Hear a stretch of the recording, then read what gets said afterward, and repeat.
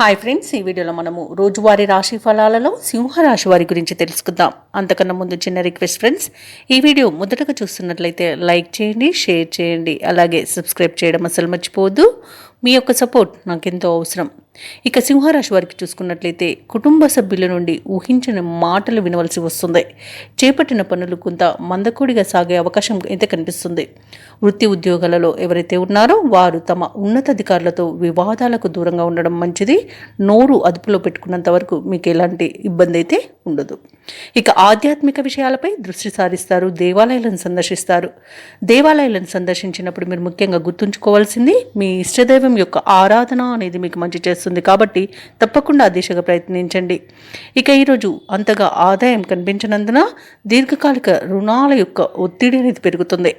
ఇక వృత్తి వ్యాపారాలలో ఎవరైతే ఉన్నారో వారికి ఈరోజు సొంత నిర్ణయాలు అనేవి కలిసి రావని చెప్పవచ్చు. ఇక ఎవరైతే దూర ప్రయాణాలు చేస్తున్నారో వారికి వాహన ప్రమాద సూచనలు కనిపిస్తున్నవి కాబట్టి జాగ్రత్తగా ఉండండి. ఇక ఈరోజు కళాకారులకు కూడా మోసపోయే అవకాశం కనిపిస్తున్నందున జాగ్రత్తగా ఉండండి. అప్పుగా డబ్బు ఈరోజు తీసుకోకండి, అలాగే ఇవ్వడం కూడా చేయకండి. ఇక ఈరోజు ఆకస్మిక ప్రయాణ సూచనలు ఉన్నవి. కొన్ని పనులలో ప్రతిబంధకాలు తప్పకపోవచ్చు. వ్యయ ప్రయాసాలతో కూడి ఉంటుంది. ఈరోజు రాబడి తగ్గే సూచనలు కనిపిస్తున్నవి.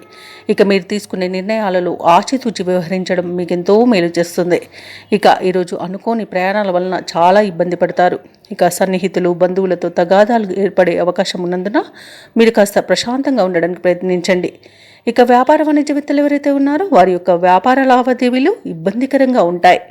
ఇక ప్రభుత్వ ఉద్యోగస్తులు ఎవరైతే ఉన్నారో వారికి మరింత ఒత్తిడిలనేవి పెరుగుతాయి. చిత్ర పరిశ్రమ వారికి, వైద్యులకు అవకాశాలు తప్పిపోతాయి. ఇక విద్యార్థుల యొక్క అంచనాలు తప్పి నిరాశ చెందుతారు. ముఖ్యంగా మహిళలకి కుటుంబ సమస్యలు అధికమవుతాయి. ఇక ఈరోజు సింహరాశి వారికి అదృష్ట రంగు తెలుపు, ప్రతికూలమైన రంగు పసుపు, అదృష్ట సంఖ్య 2. ఈరోజు సింహరాశి వారు శివాలయంలో శివాభిషేకం చేయించుకోవడం వలన మంచి శుభ ఫలితాలను పొందుతారు. అలాగే పనులలో వచ్చే ఆటంకాలని తొలగించుకోగలుగుతారు.